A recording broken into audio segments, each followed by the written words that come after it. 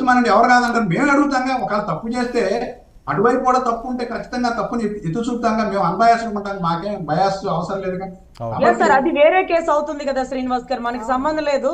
ఇప్పుడు డిఫామేషన్ వేసి ఆ సాక్షి పేపర్లకి మీడియాకి మనం కట్టుదిట్టం చేయకపోతే, ఎందుకంటే సజ్జల గారు వర్లరామయ్య గారి మీద కేసు వేశారు, కొన్ని మీడియా ఛానల్ మీద కేసు వేశారు, మధ్యలో నన్ను లాగారని. ఇప్పుడు ఉన్నావిడ గురించి నువ్వు హనీ ట్రాప్ అంటే నువ్వు కట్టవయా కేసు, ఎవడు ఇవ్వమన్నాడు డబ్బులు? హనీ ట్రాప్లు ఎవడు పడమన్నాడు? ఎవరు ఆ ఫోటోలు పెట్టమన్నారు? మరి నువ్వే వేసి ఉండొచ్చు కదా, ఆ ప్యాటర్న్ ఆఫ్ కేసు వేసి ఉండొచ్చు కదా. అంతేగాని పనికిరాని చెత్త డాక్యుమెంట్స్ తో నువ్వు 100 రూపాయల స్టాంప్ పేపర్ మీద కేసులు కట్టి బాంబేకి పోయి ఫ్లైట్ ఛార్జీలు పెట్టి నువ్వు అక్కడ బస చేసి, మనకి తెలుసు కదా నర్రా గారు, మనకి డైలీ కాల్ అంటూ రోల్ మోడల్ ఆయన ఉన్నాడు కదా విశాల్ గున్ని గారు, కాల్ చేస్తే కష్టాలు పోతాయట, ఇక కోర్టుకు అక్కర్లేదు. అంత గొప్ప రోల్ మోడల్ గారు దాంట్లో బాంబే దాకా ఎందుకు పోతాను సార్? ఆడపిల్లల విషయం కదా, ఆడపిల్లల మీద కథనాలు రాయడం ఏంటని ఒక్క మాట కూడా అనలేదండి. ఇలాంటి వాళ్ళని చట్టరీత్యా చర్యలు తీసుకోవాలి, కట్టడి చేసి ముందు ఆ సాక్ష్య పేపర్కి. ఎందుకంటే నరాసుర రక్త చరిత్ర రాసినా వాళ్ళు కట్టుదిట్టం చేసుకోలేకపోయారు, కానీ ఇక్కడ ఆడబిడ్డ విషయం కాబట్టి మీరు రియాక్ట్ అవుతున్నారు కాబట్టి దయచేసి మనం డిఫామ్ వేసి వాళ్ళ నోటికి కట్టుదిట్టం చేయాలి సార్. లేకపోతే ఆడపిల్ల బయటకు వచ్చి నోరు తెరిస్తే ఇలాగే ఉంటుందేమో అని భయపడిపోతారు. ఎంతో మంది బయటికి రావాల్సిన వాళ్ళు కూడా రాలేరు. ఓకే, చంద్రమౌళి గారు క్లారిటీ వచ్చిందా మీకు? ఒక్క 2 క్వశ్చన్స్ ఉన్నాయి, అడగొచ్చా? ప్లీజ్ మాట్లాడండి సార్. ఇప్పుడు ఈ ఛానల్ కాకుండా ఇప్పుడు దీంట్లో ఐపీఎస్లు ఐఏఎస్లు పెద్దవాళ్ళు విన్వాల్వ్ అయి ఉన్నారు కదా, సో ఇది ఏమన్నా సెంట్రల్ గవర్నమెంట్ కి ఏమన్నా రిఫర్ చేస్తారా? ఎందుకంటే వాళ్ళు అంత ఈజీగా దొరకరు మనకి. ఇప్పుడు జనరల్ గా ఏంటంటే ఈ చిన్న స్థాయి పోలీసులు పట్టుకుంటారు, పెద్దవాళ్ళు వదిలేస్తారు. ప్లస్ అదే కాకుండా ఏంటంటే ఇదేమన్నా మహిళా కమిషన్ ఏమన్నా సుమోటోగా స్వీకరించిందా ఈ case? Already national Mahila commission కి రిపోర్ట్ వెళ్ళడం జరిగిందండి. అయితే ఒక విషయం ఏంటంటే, మనం తీసుకోబోయే future course of action debate రూపంలో చర్చించడం, కాకపోతే కొంత హింట్ ఇవ్వచ్చు మనం. అది కూడా ఏంటంటే, ఇప్పుడు మహిళ ఆమె ఎక్కడో బాంబేలో ఉంది, ఇప్పుడు ఇవన్నీ జరగాల్సింది ఇక్కడ ఆంధ్రప్రదేశ్ లో. మరి పరిమితులు కొన్ని ఉంటాయి, మళ్ళా వాళ్ళు వచ్చి ఇక్కడ ఇప్పుడు దానికి సంబంధించినటువంటి లాజిస్టిక్ సపోర్ట్ కావాలి. మరి ఇప్పటికే వాళ్ళ అకౌంట్స్ అన్ని ఫ్రీజ్ అయి ఉన్నాయి, ఇవన్నీ చాలా ప్రాబ్లమ్స్ ఉన్నాయి. మనం ఇప్పుడు సమాజం ఇప్పుడు ఇచ్చినటువంటి సపోర్ట్ తోటే కొంత ఇక్కడ ఆంధ్ర రాగలిగింది, లేకపోతే పోలీసులు ఇక్కడ ప్రభుత్వ యంత్రాంగం ఇచ్చిన సపోర్ట్ తోటే కనీసం ఇక్కడ చేరుకోగలిగింది, లేకపోతే లేదు కదా. ఇది కూడా ఈ చర్చ కూడా లేదు కదా. మనం ఇంత చర్చిస్తున్నాం అంటే ఇట్లా మాట్లాడుకునే పరిస్థితి. అసలు ఇది ఆంధ్ర ప్రజల విజయం అండి, ఆంధ్ర ప్రజలు పెట్టిన భిక్ష ఇది ఒక రకంగా. ఇవాళ ఈ మాత్రం వ్యవస్థలు ఇలా మాట్లాడగలుగుతున్నాయి అంటే కరెక్టేనండి, కరెక్ట్. ఎందుకంటే గతంలో కనీసం చెప్పుకోవడానికి లేదా గ్రీవెన్స్ వెంటిలేట్ చేయడానికి కూడా అవకాశం లేని పరిస్థితి. ఎందుకంటే వాళ్ళే చేశారు కదా, ఎవరికైతే బాధ్యతలు ఇచ్చారో వాళ్ళే చేశారు కాబట్టి.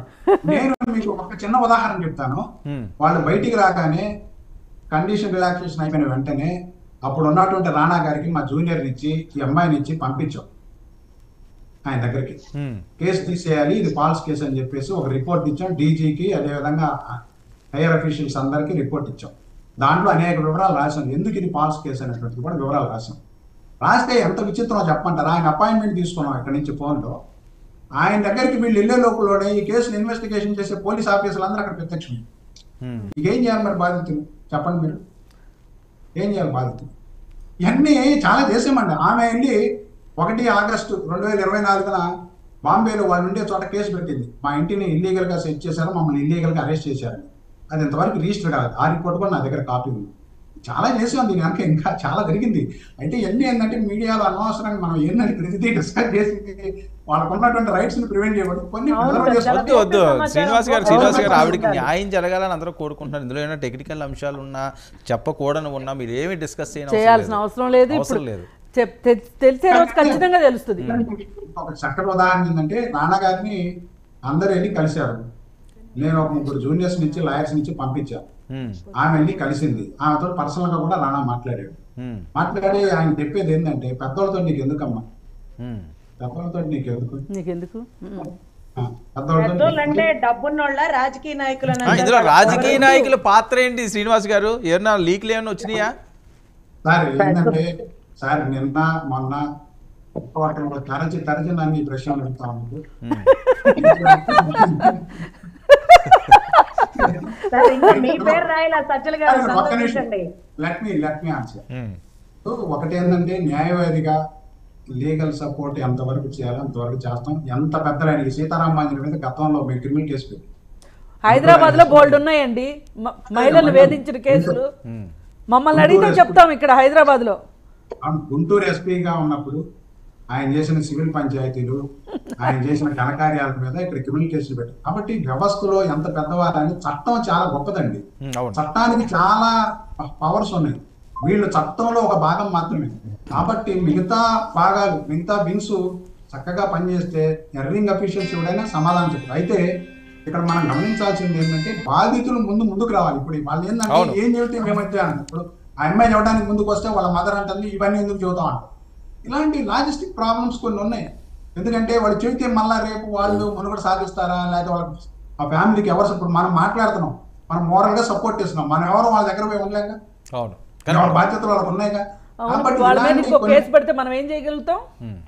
అందుకని వాళ్ళు కూడా ఏంటంటే తరచి ఇది చెబితే ఏమవుద్ది, ఇది చెప్పకపోతే ఏమవుద్ది అని ఒక డైలమాలో ఉన్నారు వాళ్ళు కూడా. అయితే మేము 10 మంది లాయర్లు వెళ్ళి వాళ్ళకి మోరల్ సపోర్ట్ ఇవ్వడంతో కొంచెం ముందుకు వచ్చి కనీసం జరిగిన వాస్తవాలని ఇన్ కెమెరాలన్నా అక్కడ ఆడియో వీడియో రికార్డింగ్ లో చెప్పారు. అవి ఏంటి అనేది ఆ స్టేట్మెంట్స్ కూడా బహిర్గతం అవుతాయి. కాబట్టి చూద్దాం, మన అందరం వాళ్ళకి సపోర్ట్ చేద్దాం ఖచ్చితంగా మోరల్ గా. మనలాంటి వాళ్ళు అందరు డిబేట్స్ లేకపోతే ఈ సలహాలు ఇవన్నీ వాళ్ళకి పనిచేస్తే ఇట్లాంటి అధికారులు ఎంత బిగ్ పొజిషన్ లో ఉన్నారు. రాజకీయ నాయకులు మీరు అన్నారు.